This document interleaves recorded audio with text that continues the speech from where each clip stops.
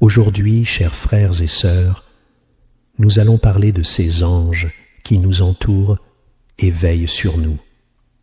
Nous demandons à Allah que notre assemblée fasse partie de celles qu'entourent les anges, que sa miséricorde nous couvre et qu'il mentionne nos noms auprès de lui.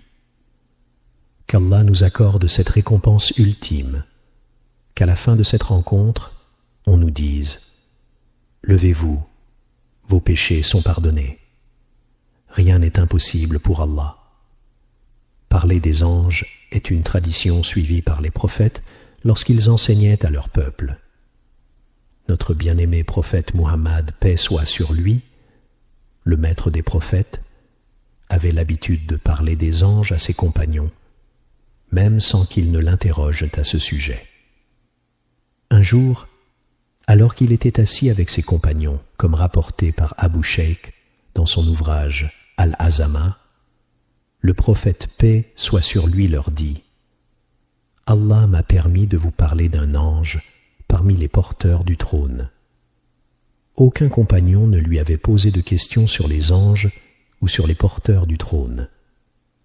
Mais le prophète paix soit sur lui tenait à rappeler à ses compagnons qu'Allah possède des créatures qui l'adorent avec humilité et sans aucun orgueil. Il ajouta « La distance entre le lobe de son oreille et son épaule est de 700 années de voyage. Imaginez la grandeur et la majesté de cet ange.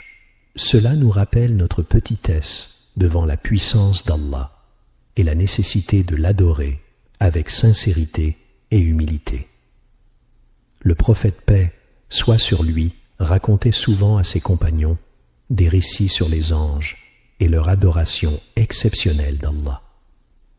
Dans un hadith rapporté par Abu Dar dans les Sunan, le prophète paix soit sur lui a dit à ses compagnons « Allah possède des anges qui, depuis leur création jusqu'au moment où la trompe sera soufflée, restent debout en adoration. Allah possède également des anges qui, depuis leur création jusqu'au moment où la trompe sera soufflée, restent constamment inclinés. Et Allah possède des anges qui, depuis leur création jusqu'au moment où la trompe sera soufflée, restent prosternés. Le jour où la trompe sera soufflée et que ces anges relèveront la tête pour contempler le visage d'Allah, ils diront « Gloire à toi, ô Allah, nous ne t'avons pas adoré comme tu le mérites vraiment. » Dans un autre hadith, le prophète paix soit sur lui a dit à ses compagnons « Le ciel grince, et il a bien raison de grincer. Il n'y a pas un espace grand comme 4 doigts dans le ciel sans qu'un ange ne s'y trouve, prosterné, le front posé au sol pour Allah. » Le terme « grincement » ici désigne un son similaire à celui produit par une selle neuve posée sur un chameau lorsqu'un cavalier lourd y monte. Cette selle, faite de planches attachées par des cordes et des tissus, produit un son spécifique lorsqu'elle est neuve et qu'on y exerce une pression. Ainsi, le prophète paix soit sur lui explique que le ciel est tellement rempli d'anges en adoration qu'il en grince sous leur poids. Chaque espace, aussi petit soit-il, est occupé par un ange prosterné devant Allah. Parler des anges était une habitude constante du prophète paix soit sur lui lorsqu'il enseignait à ses compagnons. Il ne se contentait pas de leur raconter leurs actes d'adoration, mais il leur ordonnait aussi de prendre exemple sur eux dans leur dévotion et leur humilité. Le prophète paix soit sur lui disait à ses compagnons « Allez-vous vous ranger en rang comme se sont rangés les disciples avec Jésus, ou comme les croyants se sont rangés avec Moïse, ou encore comme les enfants d'Adam se sont rangés avec lui. » Puis il ajouta « Non, mais alignez-vous comme les anges se rangent devant leur Seigneur. » Les compagnons demandèrent alors « Et comment les anges se rangent-ils devant leur Seigneur ?» Le prophète paix soit sur lui répondit « Ils complètent les premiers rangs et s'alignent parfaitement, comme s'ils étaient attachés par une corde invisible. Le prophète paix soit sur lui liait constamment les comportements des croyants à ceux des anges et disait, selon un hadith authentique, lorsque le serviteur se lève pour prier la nuit et qu'il utilise le siwak bâton d'arak pour se nettoyer les dents avant sa prière, un ange vient se tenir près de lui pour écouter sa récitation. Si le serviteur a utilisé le siwak et que sa bouche est purifiée, l'ange s'approche encore plus près, jusqu'à poser sa bouche sur celle du récitant. Ainsi, aucun son ne sort de la bouche du récitant sans qu'il ne pénètre directement dans l'être de l'ange. Cela montre un lien spirituel extraordinaire entre les êtres humains et les anges, soulignant l'importance de la pureté et de la dévotion dans l'adoration.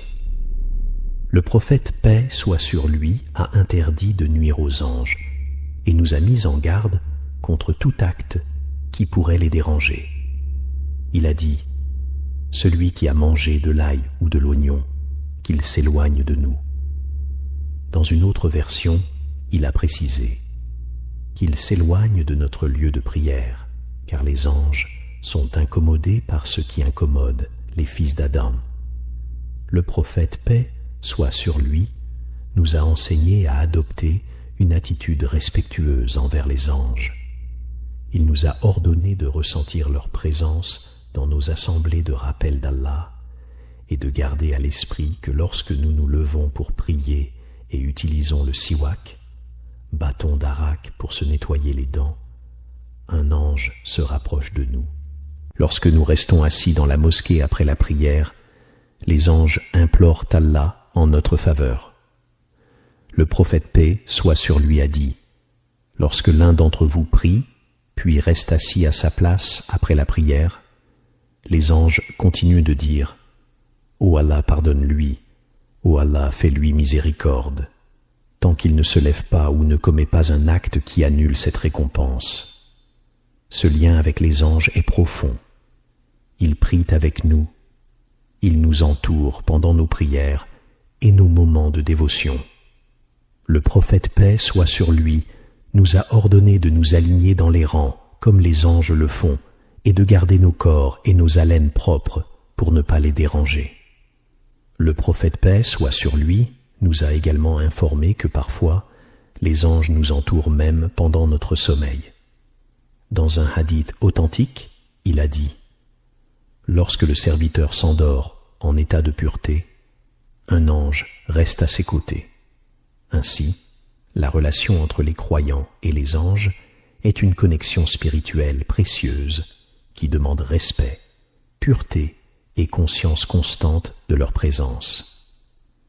Lorsque le croyant dort en état de pureté rituelle, en étant en état d'ablution, un ange reste proche de lui, comme s'il était enveloppé dans son vêtement le plus intime. Les linguistes expliquent que les vêtements d'une personne sont divisés en deux types, le shi'ar et le ditar. Le shi'ar désigne le vêtement qui est directement en contact avec la peau, tandis que le ditar est le vêtement porté par-dessus. C'est ce que le prophète paix soit sur lui a illustré lorsqu'il a parlé aux Ansar après la bataille de Hunayn. Lors de cette bataille, le prophète paix soit sur lui avait distribué le butin et accordé une part plus importante aux nouveaux musulmans de la conquête de la Mecque, afin de renforcer leur foi par des biens matériels. Quant aux Ansar, leur foi solide et leur attachement à la religion ne nécessitaient pas ce genre d'encouragement matériel. Certains Ansar ont ressenti une gêne à ce sujet. Alors, le prophète paix soit sur lui est monté sur le manbar, la chaire, et leur a adressé un discours. Il a déclaré, « Les gens sont comme un ditar, un vêtement extérieur, et vous, ô Ansars, vous êtes comme un shi'ar, un vêtement intérieur. » Cette comparaison montre la proximité et l'intimité particulière que le prophète paix soit sur lui ressentait envers les Ansars. Le shi'ar, étant en contact direct avec le corps, symbolise un lien profond et privilégié. Ainsi, lorsqu'une personne s'endort en état de pureté, un ange reste si proche d'elle qu'il est comme un vêtement intime qui touche directement son corps. À chaque mouvement pendant son sommeil, cet ange prie et invoque Allah en faveur de cette personne. À chaque fois que le croyant change de position pendant son sommeil, l'ange qui veille sur lui dit « Ô Allah, pardonne-lui. Ô Allah, fais-lui miséricorde. Ô Allah, pardonne-lui. Ô Allah, fais-lui miséricorde. » Et cela continue jusqu'à ce qu'il se réveille. Chers frères et sœurs, ce lien entre les anges et nous est présent dans plusieurs aspects de notre vie. Lorsqu'on mange, lorsqu'on prie, et même lorsqu'on lutte dans le chemin d'Allah. Allah soutient certains de ses serviteurs par l'envoi des anges. Ce lien s'étend également aux assemblées où le nom d'Allah est évoqué. Que ce soit dans une mosquée, une maison, une école ou tout autre lieu, le prophète paix soit sur lui nous a informé que les anges entourent les personnes réunies pour se souvenir d'Allah. Ces anges, qui ont une connexion particulière avec nous, méritent que nous cherchions à mieux les connaître. Comment ont-ils été créés? Quand ont-ils été créés? Quel est le lien entre les anges et les djinns? Iblis faisait-il partie des anges à l'origine ou non? Quelle est l'intensité de leur adoration envers Allah? Quelles sont les choses qui les dérangent? Les anges peuvent-ils prendre une forme humaine? Combien sont-ils? Ces questions méritent réflexion et étude, car elles renforcent notre foi et notre compréhension du monde invisible. Les anges, quel est leur lien avec les prophètes et les messagers? Pouvons-nous, aujourd'hui, voir les anges?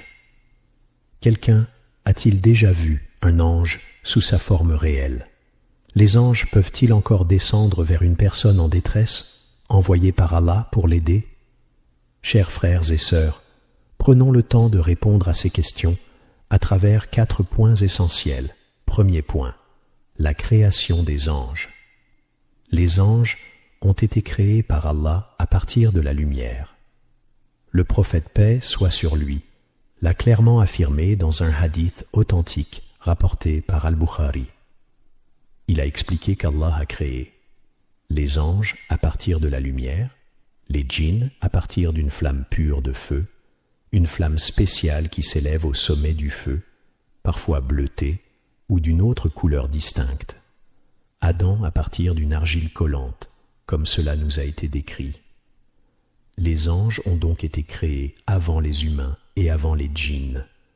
Ils furent créés pour glorifier Allah et pour l'adorer en toute soumission et pureté.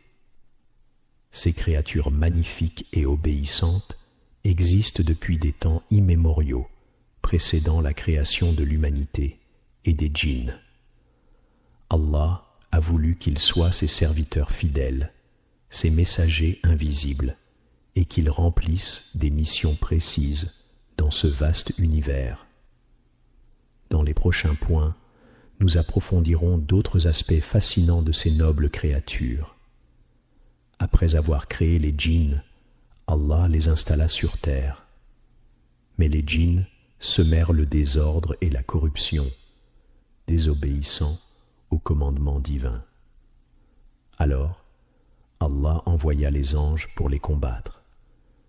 Les anges les affrontèrent, les expulsèrent de la terre et les repoussèrent vers les îles des mers, comme mentionné dans un hadith authentique.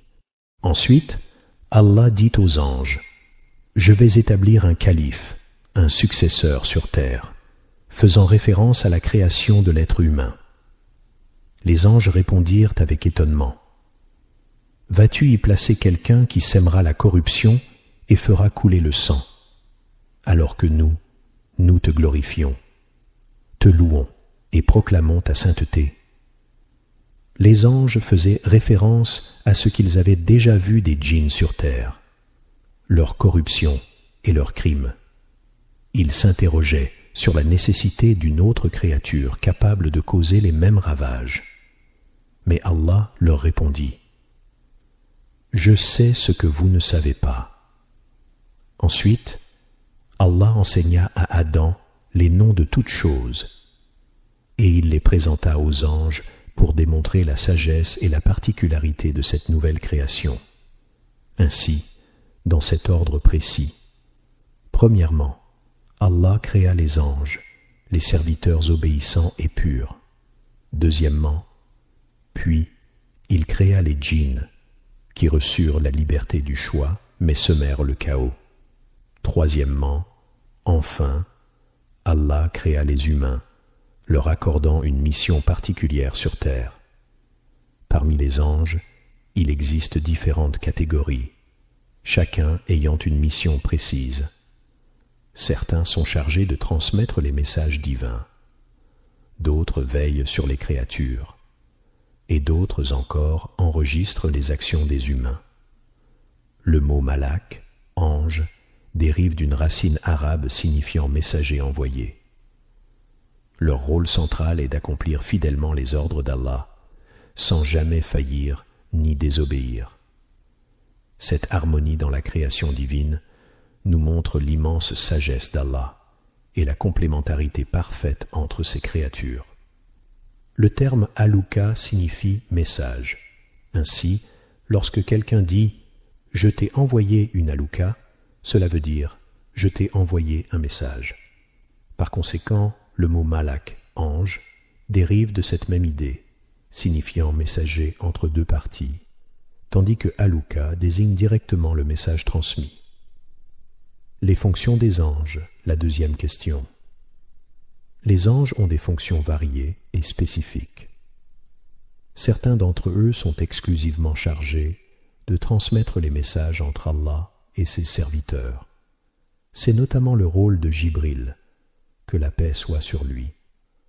Allah dit dans le Coran : « L'Esprit fidèle est descendu avec ce message sur ton cœur, afin que tu sois parmi les avertisseurs, en une langue arabe claire.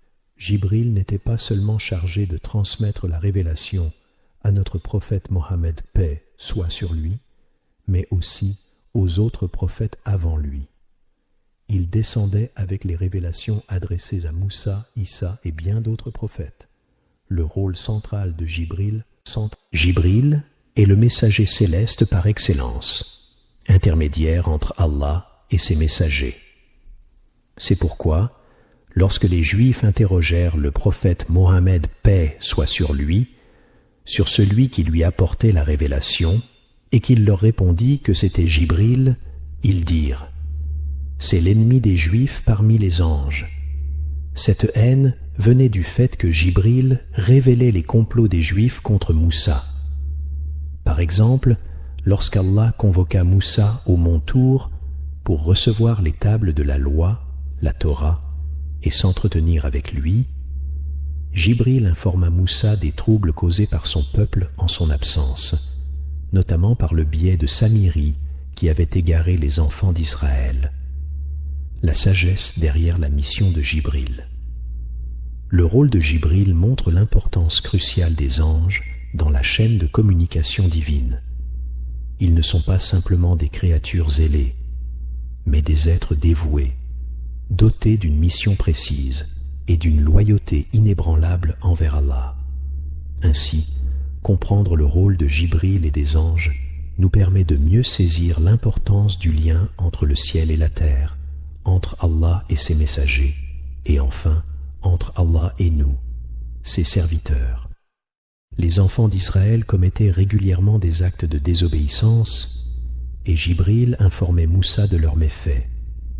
Moussa revenait alors vers son peuple, déjà conscient de leurs mauvaises actions. C'est pourquoi les Juifs prirent Jibril pour ennemi et dirent : « C'est l'ennemi des Juifs parmi les anges. » Allah révéla alors : « Quiconque est ennemi de Jibril, c'est lui qui l'a fait descendre sur ton cœur avec la permission d'Allah. » Jibril, le chef des anges messagers. Jibril est le principal messager entre Allah et ses prophètes. Cependant, il n'est pas le seul ange chargé de cette mission. Allah a parfois envoyé d'autres anges comme messagers à ses prophètes. Malgré cela, Jibril reste le plus grand et le plus éminent d'entre eux.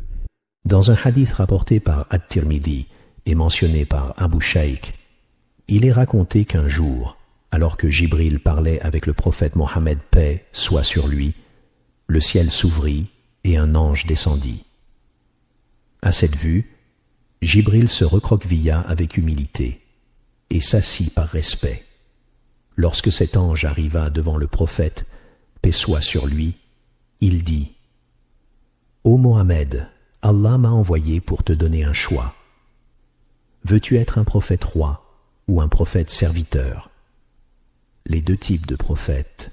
Les prophètes se divisent en deux catégories. Les prophètes rois, comme Sulayman, que la paix soit sur lui. Oh, il était roi et prophète, entouré d'une armée, de serviteurs et d'un immense pouvoir. Oh, personne n'osait le traiter de fou, de sorcier ou de menteur, car il disposait d'une autorité absolue. Oh, Sulayman n'a jamais souffert de la faim au point d'attacher une pierre à son ventre, contrairement à certains autres prophètes. Les prophètes serviteurs, ils vivaient dans l'humilité et la simplicité, supportant les épreuves avec patience. La sagesse divine dans le choix des prophètes. Allah choisit pour chaque prophète un rôle adapté à sa mission. Qu'il soit roi ou serviteur, tous sont unis par leur engagement à transmettre le message divin et à guider leur communauté avec sagesse et compassion. Le prophète Daoud, paix soit sur lui, était également un roi. Mais parmi les prophètes, il y en a qui étaient des serviteurs de Dieu. Un prophète, cela signifie qu'il faisait partie des gens ordinaires. Il avait faim comme eux, il avait soif comme eux. Parmi eux, il y a notre prophète Muhammad, paix et bénédiction sur lui.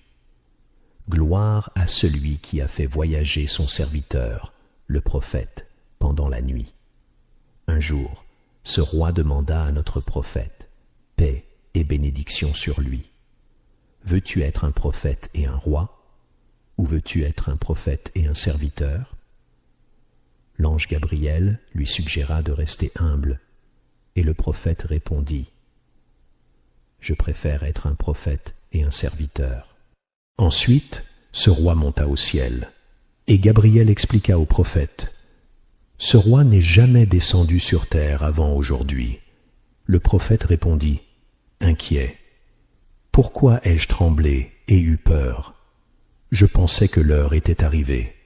Le hadith, parole authentique, mentionne ce détail dans plusieurs contextes, non seulement dans la grandeur des choses, mais aussi dans d'autres situations.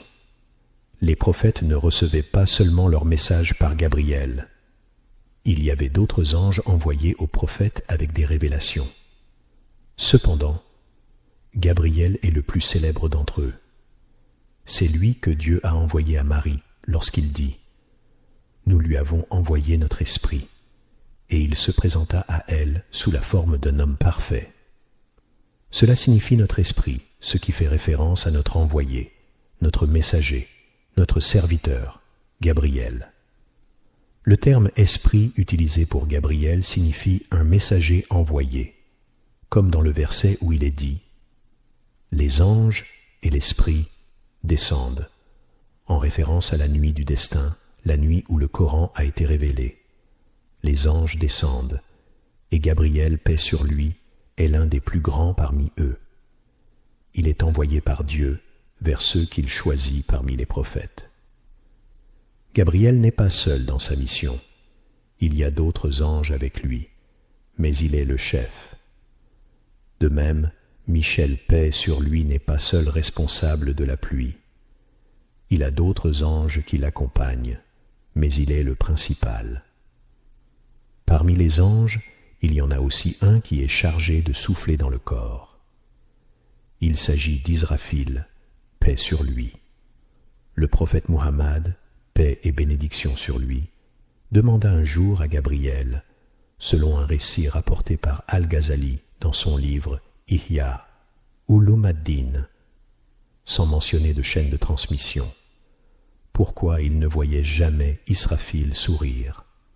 Gabriel répondit que cela faisait des siècles qu'Israfil ne souriait plus, depuis la création du feu de l'enfer. Cela montre la grandeur et la crainte qu'ils ont de Dieu.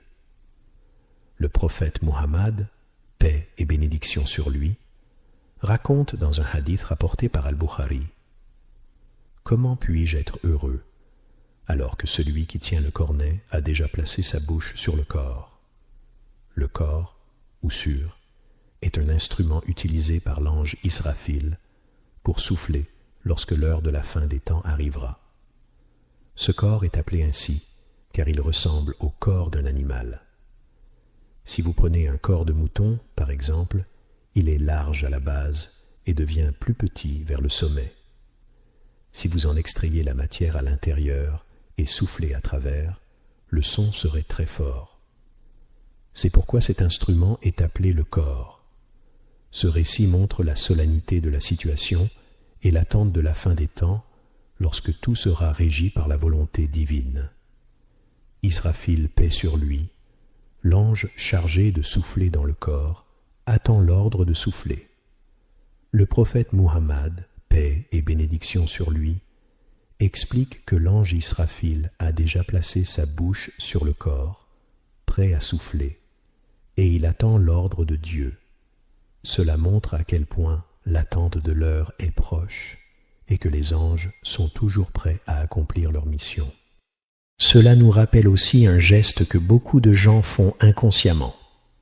Lorsqu'on ne comprend pas ce qu'on nous dit, on incline la tête et on demande de répéter. Ce geste d'incliner et de redresser la tête est similaire à ce que fait Israfil. Il baisse une oreille et lève l'autre, attendant l'ordre de Dieu. Ce geste, bien que simple, montre à quel point les créatures célestes sont en attente de la volonté divine.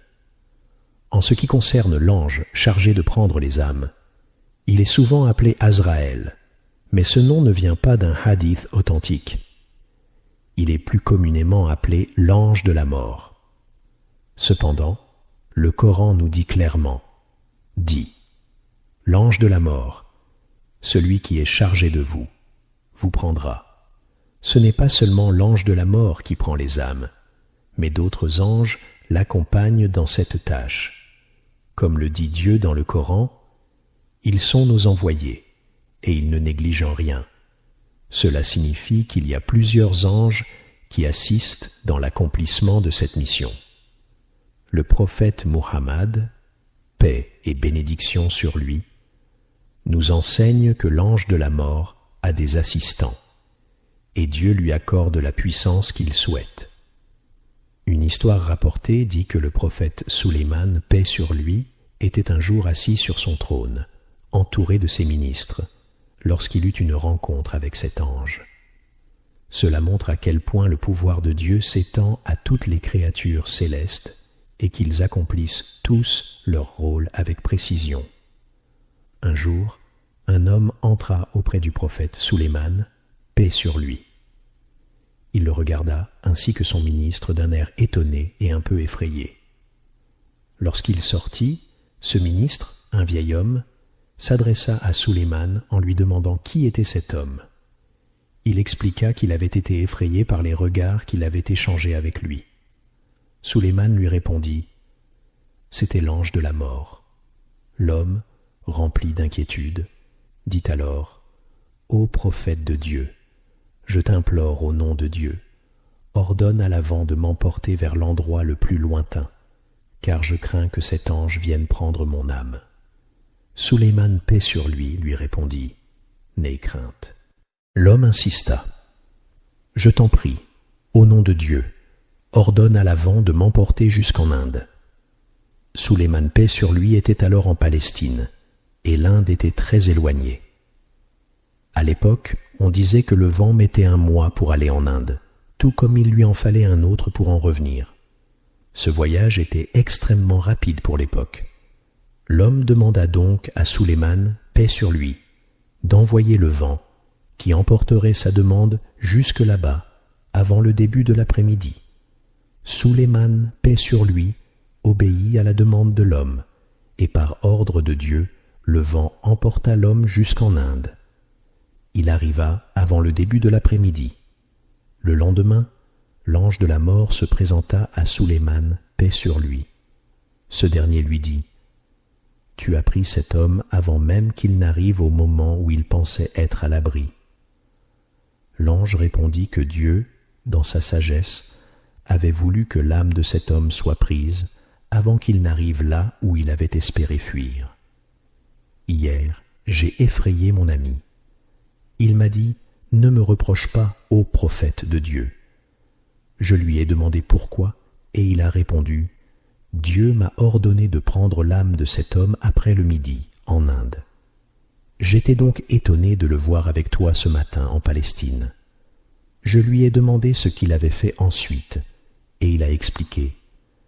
Je suis allé là où Dieu m'avait ordonné de prendre son âme, et là je l'ai trouvé en train de m'attendre. J'ai donc pris son âme en Inde. Cela fait partie des récits concernant l'ange de la mort. Un autre récit authentique que rapporte le livre de Sahih al-Bukhari raconte que Dieu envoya l'ange de la mort pour prendre l'âme de Moussa, paix sur lui. Lorsque l'ange arriva et lui dit qu'il devait prendre son âme, Moussa le frappa, et l'ange perdit un œil. L'ange de la mort monta alors vers Dieu et lui dit, « Ô mon Seigneur, tu m'as envoyé vers un serviteur qui ne voulait pas mourir. » Dieu répondit à l'ange, « Ô Moussa, veux-tu éviter la mort? Pose ta main sur le dos d'un bœuf blanc ou noir, et pour chaque poil sous ta main, tu vivras 1 année. » Moussa, paix sur lui, répondit, « Ô mon Seigneur, et après ces années ?» Dieu répondit, « Ensuite, la mort. » Ce récit nous rappelle la puissance de Dieu sur la vie et la mort, et comment tout est entre ses mains, même les désirs et les actions des créatures, aussi puissantes qu'elles soient. Dieu répondit à Moussa, et Moussa dit, « Ô mon Seigneur, maintenant. » Cela peut prêter à confusion pour certains. Comment Moussa a-t-il pu frapper l'ange de la mort, et pourquoi réagit-il ainsi face à lui? Comme l'a expliqué Ibn Hajar et d'autres dans leurs commentaires, l'ange de la mort se présenta à Moussa sous la forme d'un homme, et non sous sa forme d'ange. Quand l'ange entra, il ne lui annonça pas qu'il était l'ange de la mort et qu'il venait prendre son âme. Moussa, paix sur lui, étant un homme fort, se sentit menacé, s'approcha de lui, le repoussa, et comme mentionné par Ibn Hajar, sa main toucha l'œil de l'ange et le blessa. Il faut imaginer cela. L'ange de la mort, qui est une créature puissante, se retrouve avec un œil en moins à cause de l'action de Moussa. Il faut noter que l'ange de la mort, dans cette scène, était sous la forme d'un homme, mais sa véritable forme reste inconnue de nous, car seul Dieu connaît sa véritable apparence. Il est également rapporté une autre histoire entre Moïse et l'ange de la mort. Il faut imaginer cela. L'ange de la mort, qui est une créature puissante, se retrouve avec un œil en moins à cause de l'action de Moussa. Il faut noter que l'ange de la mort, dans cette scène, était sous la forme d'un homme, mais sa véritable forme reste inconnue de nous, car seul Dieu connaît sa véritable apparence. Il est également rapporté une autre histoire entre Moussa et l'ange de la mort. Un jour, le peuple de Moussa lui dit, « Ô Moussa, nous avons peur de la mort. Nous sommes troublés et ne trouvons plus de paix. À chaque fois que nous parlons de la mort, notre cœur se serre. Demande à Dieu de ne jamais nous envoyer l'ange de la mort. » Moussa, paix sur lui, invoqua alors Dieu. Et à partir de ce moment, les hommes et les femmes commencèrent à vieillir rapidement. Cela montre non seulement la puissance de Dieu sur la vie et la mort, mais aussi la grande importance de notre foi et de notre relation avec lui face à des situations inévitables. Les enfants et leurs descendants continuaient de vieillir, jusqu'à ce que le fils atteigne l'âge de 80 ans, sa mère ait 100 ans, sa grand-mère en ait 120, son arrière-grand-mère 140 et sa vis-à-vis 160. La situation est devenue telle que la maison entière était remplie de personnes âgées. Les gens entraient dans la maison et y trouvaient des malades, des personnes ayant besoin d'aide pour leurs besoins personnels, ou celles qui avaient besoin de vêtements. Le foyer comptait environ 20 personnes âgées, chacune ayant entre 700 et 800 ans. Un jour, ils se rendirent auprès de Moussa paix sur lui et lui dirent « Ô Moussa, la vie semble interminable. La ville est remplie de jeunes et de vieillards, mais personne ne meurt. Chacun d'entre nous, en vieillissant, a besoin d'aide. » Alors, Moussa paix sur lui, pria Dieu de leur renvoyer l'ange de la mort, car leur situation était devenue insupportable. Cela fait partie des récits de Bani Israël, mais l'enseignement ici est de rappeler que l'ange de la mort, comme d'autres anges, a des tâches précises et qu'il exerce sa fonction en harmonie avec le décret divin. Par exemple, certains exégètes expliquent que chaque goutte de pluie envoyée par Dieu est accompagnée par un ange, comme mentionné dans le verset qui dit « Et nous ne la faisons descendre que par mesure et avec connaissance. » L'ange place chaque goutte de pluie à son endroit précis sur la terre, comme l'a mentionné le savant Al-Hafidh Al-Hakimi dans son commentaire sur Al-Silm Al-Wusul et d'autres ouvrages. Parmi les anges, certains ont pour tâche de réguler la pluie, d'autres sont chargés d'écrire les actions des êtres humains. Dieu dit dans le Coran « Et vous avez des anges qui veillent sur vous, des anges honorables, des scribes, qui savent ce que vous faites. » Dieu dit aussi « Nous écrivons ce que vous faisiez. » Cela signifie que tout est écrit et enregistré pour chaque être humain. Il existe aussi des anges chargés de protéger les gens. Dieu dit « Il a des anges protecteurs devant lui et derrière lui, qui le protègent par ordre de Dieu. » Cela montre que ce sont des anges envoyés par Dieu pour protéger ses serviteurs des maux. Par exemple, lorsque quelqu'un dort, même dans le désert, il peut se réveiller sans que des insectes ou des nuisibles n'aient pénétré ses oreilles ou son nez. Dieu envoie des anges pour le protéger jusqu'à ce qu'il se réveille en toute sécurité. Lorsque quelqu'un rencontre une épreuve ou une difficulté, les anges le protègent jusqu'à ce que le décret divin du destin se réalise, au moment de la mort, où les anges se retirent. Une autre tâche des anges est de suivre les assemblées de mémoire, comme celle dans laquelle nous sommes, et nous demandons à Dieu qu'il nous en fasse partie. Une autre fonction des anges est de rendre un culte à Dieu. Le prophète, paix et bénédiction sur lui, a dit que la maison sacrée dans le ciel, la maison Al-Mamour, est visitée chaque jour par 7000 anges. Les anges prient dans cette maison sacrée, puis ils en sortent et ils ne reviendront pas avant le jour du jugement. Cette maison est un lieu céleste que Dieu a créé et a ordonné aux anges de visiter, tout comme nous visitons la maison de Dieu sur terre, la Kaaba. Chaque jour, 7000 anges y entrent, prient, puis sortent. Le lendemain, 7000 autres anges entrent, prient, puis sortent à leur tour, et ainsi de suite. Cela montre le nombre incalculable d'anges, car chaque jour, 7000 d'entre eux y entrent. Cela vous donne une idée de l'immensité du monde des anges et de la grandeur de leur rôle. Concernant la relation entre les anges et les humains, ainsi que les anges et les prophètes, elle est vaste et multiple. Les anges ont un rôle direct avec les prophètes. Ils descendent avec la révélation de Dieu pour les prophètes. De plus, les anges protègent les prophètes.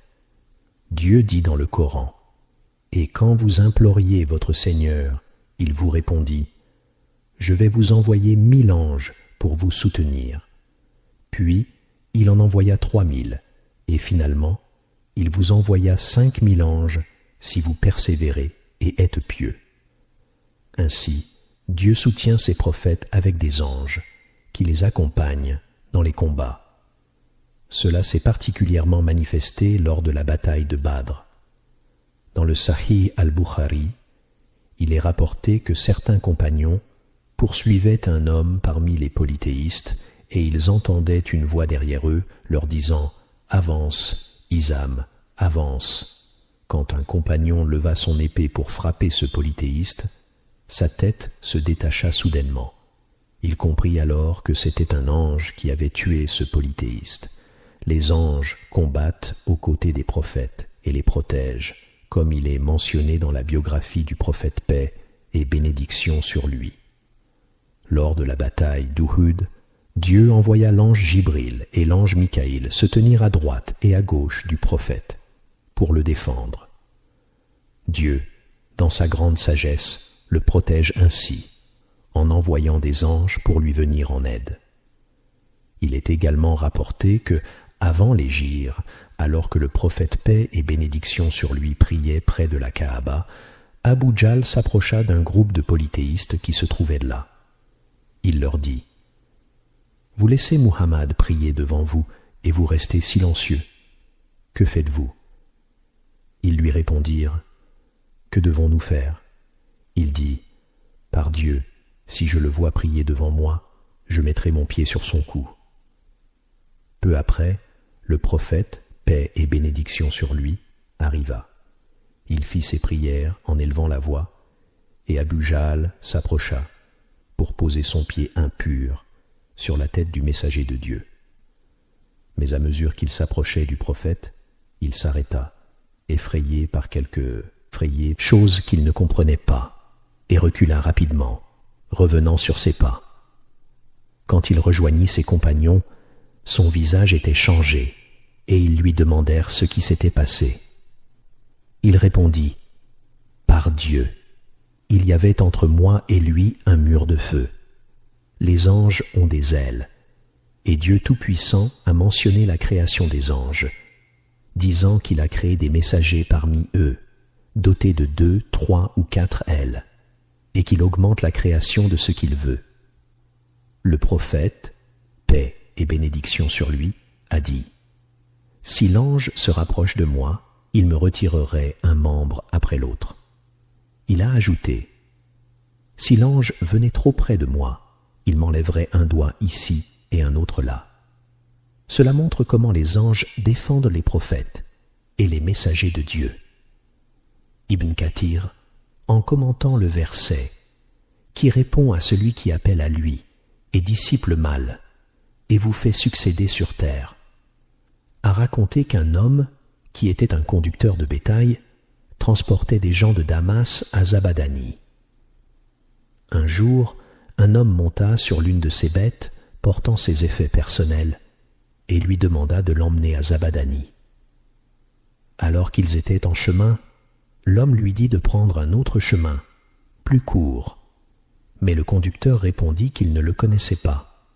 L'inconnu insista en disant qu'il savait que c'était plus court. Lorsqu'ils prirent ce chemin, l'homme demanda au conducteur de s'arrêter. Le conducteur pensa qu'il s'arrêtait pour une nécessité, mais l'inconnu descendit de cheval, sortit un couteau et s'approcha pour tuer l'homme et lui voler son argent et ses bêtes.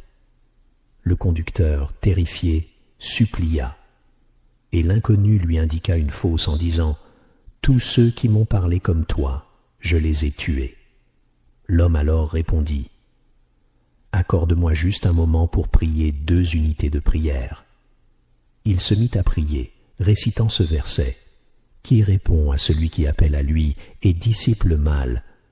Dieu répond à l'appel de celui qui est dans le besoin lorsqu'il l'invoque.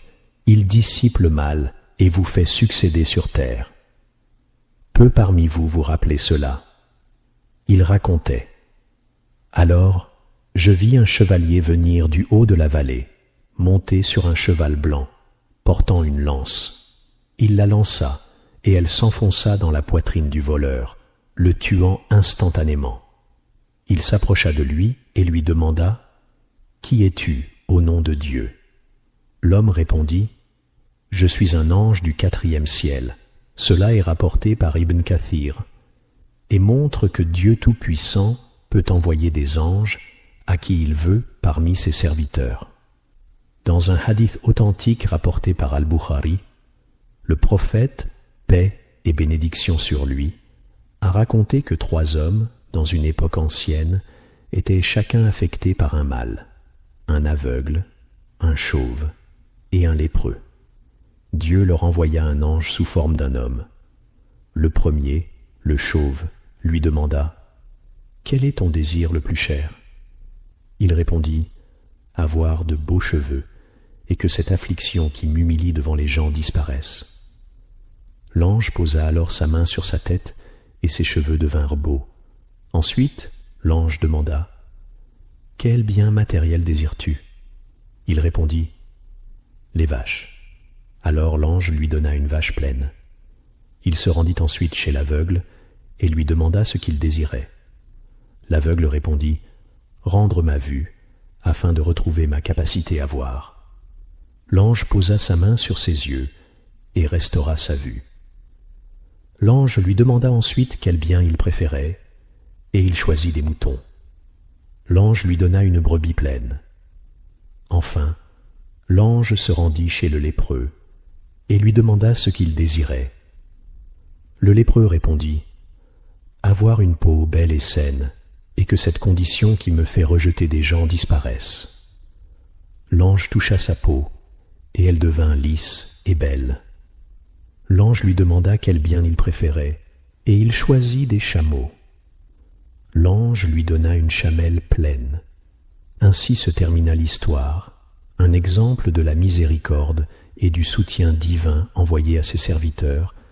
Ensuite, un ange est venu vers eux, envoyé par Dieu à un moment donné, comme le prophète paix et bénédiction sur lui, l'a mentionné dans un autre hadith authentique rapporté par Al-Bukhari. Il raconte qu'un homme rendit visite à un frère dans un autre village. Alors, Dieu envoya un ange sur son chemin.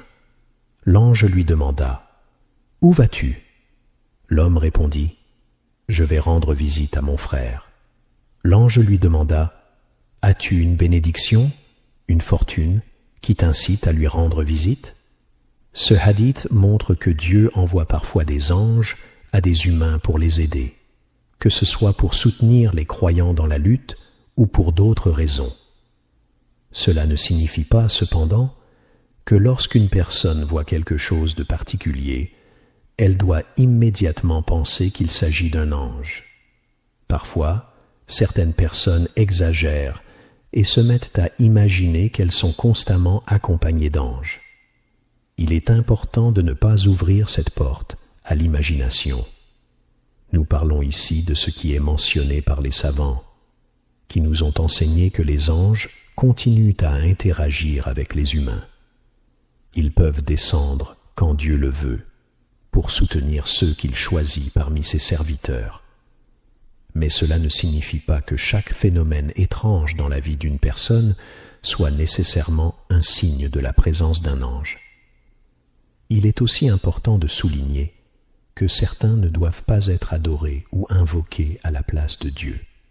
Par exemple, certains mystiques ont exagéré en vénérant le corps d'Abd al-Qadir al-Jilani, un homme vertueux et pieux, enterré en Irak. Bien qu'il ait été un homme juste et un véritable monothéiste, il n'était pas acceptable de lui rendre un culte ou de l'invoquer à la place de Dieu. Il était une fois, lorsqu'Abd al-Qadir al-Jilani se perdit dans le désert et ressentit une grande soif, il aperçut des lumières au-dessus de lui. Il entendit alors une voix qui lui disait « Ô Abd al-Qadir al-Jilani, je suis ton Seigneur, ou je suis un ange envoyé par Dieu, pour te dire que Dieu t'a permis ce qui était auparavant interdit pour toi. Tout ce qui était haram pour toi est désormais halal, puisque tu es un adorateur sincère et un homme vertueux. » Mais Abd al-Qadir al-Jilani, sachant bien que cela n'était pas possible, prit un peu de terre et se protégea en disant « Je cherche refuge auprès de Dieu. Partez, ennemis de Dieu. » Puis la lumière s'éteignit. Une voix se fit alors entendre, disant « Ô Abd al-Qadir, tu m'as échappé par ta connaissance, ce n'est pas à cause de la quantité de tes adorations. Par cette ruse, j'ai égaré plus de 70 adorateurs avant toi. » Et c'était Satan qui, sous cette forme, tentait de le tromper pour l'amener à commettre des péchés et à considérer des choses interdites comme permises. Cela montre qu'il arrive que certains anges soient envoyés à ceux que Dieu choisit parmi ses serviteurs. Mais comme je l'ai mentionné, cela ne signifie pas qu'une personne puisse commencer à imaginer ou à interpréter chaque événement comme un signe d'une présence angélique. Ces phénomènes ont été rapportés par le prophète, paix et bénédiction sur lui. Mais il est important de rester prudent et de se rappeler que seul Dieu connaît la façon dont ces événements se produisent. Le quatrième point à noter est que le prophète, paix et bénédiction sur lui, nous a avertis de ne pas nuire aux anges. Il a mentionné dans un hadith qu'ils maudissent ceux qui commettent certaines transgressions. Par exemple, si quelqu'un mange de l'ail ou de l'oignon, puis vient prier, l'ange le maudit en raison de l'odeur désagréable qui en émane. Cela s'applique à toute mauvaise odeur, comme celle du tabac, qui peut être émise après avoir fumé, rendant ainsi la prière désagréable pour les anges. Si une personne mange de l'ail ou de l'oignon, puis entre pour prier sans avoir nettoyé son haleine, cela nuit aux anges. De même, si quelqu'un fume et porte des vêtements imprégnés de l'odeur de la cigarette, puis entre pour prier, cela dérange les anges, car ces mauvaises odeurs ne sont pas agréables pour eux.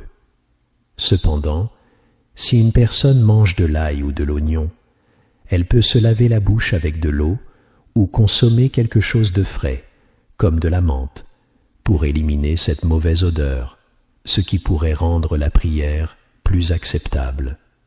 Cela fait partie des enseignements du prophète, paix et bénédiction sur lui, qui nous a mis en garde contre l'idée de nuire aux anges de cette manière. Un autre hadith, rapporté par Tirmidhi, mentionne que toute compagnie accompagnée de bruit, comme ceux des instruments de musique, est suivie par un démon.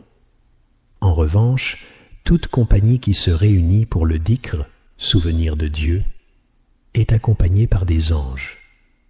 Cela signifie que lorsque nous voyageons ou nous trouvons en compagnie, il est important d'éviter les distractions inutiles comme la musique, qui repousse les anges et attire les démons. Le prophète, paix et bénédiction sur lui, nous a aussi avertis que les anges maudissent ceux qui insultent ses compagnons. Il nous a mis en garde contre le fait de critiquer ou de calomnier ses compagnons, et a également mentionné dans un hadith qu'un mensonge repousse les anges.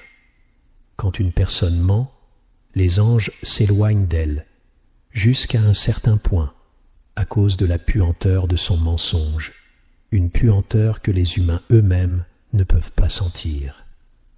Les anges, lorsqu'ils sont proches de quelqu'un qui ment, sentent une odeur nauséabonde et s'éloignent de cette personne, la laissant à une grande distance. Cela est dû à la puanteur de son mensonge. Le prophète, paix et bénédiction sur lui, était conscient de cette réalité et prenait soin de respecter ses principes. Lorsqu'on lui demanda si l'ail ou l'oignon étaient interdits, il répondit que ces aliments étaient permis, mais il ajouta qu'il évitait de les manger, par respect pour le fait qu'il était en communication avec l'ange Jibril, qui serait dérangé par l'odeur de ces aliments. Ainsi, bien que leur consommation soit permise, le prophète, paix et bénédiction sur lui, ne les mangeait pas en raison de la proximité des anges avec lui. De plus, les anges ne pénètrent pas dans une maison où se trouve un chien ou une image. Si les anges ne sont pas présents, il est probable que les démons y pénètrent à la place. Ici, les images en question peuvent être interprétées de différentes manières. Sont-elles les photos courantes que l'on trouve dans les cartes d'identité, les passeports ou encore sur l'argent? Ou s'agit-il des images prises avec une caméra pour des souvenirs? L'interdiction concerne principalement les images des êtres vivants, telles que celles accrochées au mur ou les statues. En effet, il est plus probable que le prophète, paix et bénédiction sur lui, faisait référence aux statues et à ces types d'images, car elles sont associées à des représentations d'êtres vivants. Certains savants expliquent que les images accrochées sur les murs, bien qu'elles ne projettent pas d'ombre, sont également interdites. En effet, il est unanimement reconnu que les statues et figurines sont interdites. Par exemple, si quelqu'un place une statue représentant un cheval, un cerf, ou même une image de lui-même ou de ses enfants, cela n'est pas permis. Le prophète, paix et bénédiction sur lui, a ordonné de détruire ces statues. Il a dit que les anges ne pénètrent pas dans une maison où se trouve un chien ou une image. En ce qui concerne les chiens, si un individu en possède un, ce n'est permis que dans certains cas, pour la garde, la chasse ou la garde des troupeaux. Ces 3 exceptions sont les seules où il est permis d'avoir un chien. Toutefois, si quelqu'un garde un chien simplement pour le plaisir ou comme animal de compagnie, cela n'est pas permis. Cela devient un véritable problème, car malheureusement, ce phénomène se répand de plus en plus. Par exemple, il y a environ 10 ans, j'ai lu un rapport concernant le Danemark, où la population est d'environ 4,5 millions de personnes. Ce pays possède 600 000 chiens, ce qui signifie qu'il y a presque un chien pour chaque famille. Il est clair que cela représente un vrai problème.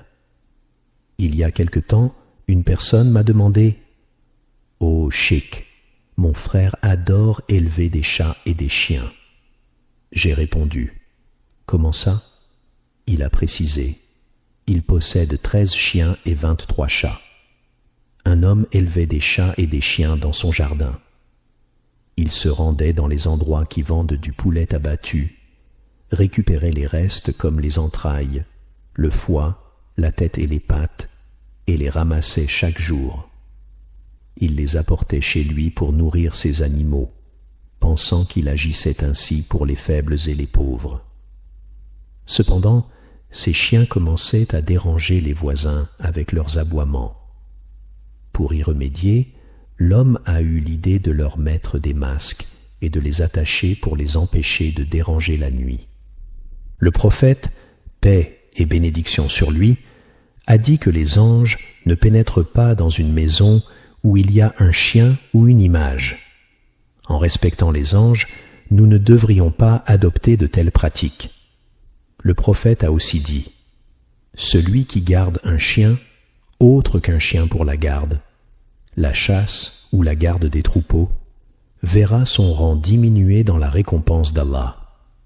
Si quelqu'un garde un chien, autre que pour la garde, la chasse ou la garde du bétail, il perd chaque jour un kirat de sa récompense. Et le kirat est comparable à la montagne Uhud. Cela montre clairement qu'il n'est pas permis d'élever un chien sans raison valable, car ce chien empêche les anges d'entrer dans la maison. Tous ces aspects font partie de notre relation avec les anges. Ces anges, le jour du jugement, côtoieront les croyants au paradis, comme Allah le décrit dans le Coran. Les anges entreront auprès d'eux par toutes les portes, leur disant « Salam alaykoum » pour ce que vous avez enduré, quelle excellente récompense pour votre patience. De même, Allah dit « Ceux qui disent « Notre Seigneur est Allah », puis se maintiennent fermes, les anges descendront sur eux. Cela signifie que les anges descendront sur les croyants, non seulement pendant leur vie, mais aussi au moment de la mort. Ils accueilleront les croyants à leur entrée au paradis et lors du jour du jugement. Les anges continueront à avoir une relation avec nous, que ce soit pendant notre vie sur terre, au moment de la mort, dans le tombeau, ou lors de l'interrogation sur nos actions. Même au jour du jugement, les anges interviendront pour les croyants. Nous demandons à Allah de fortifier notre foi dans nos cœurs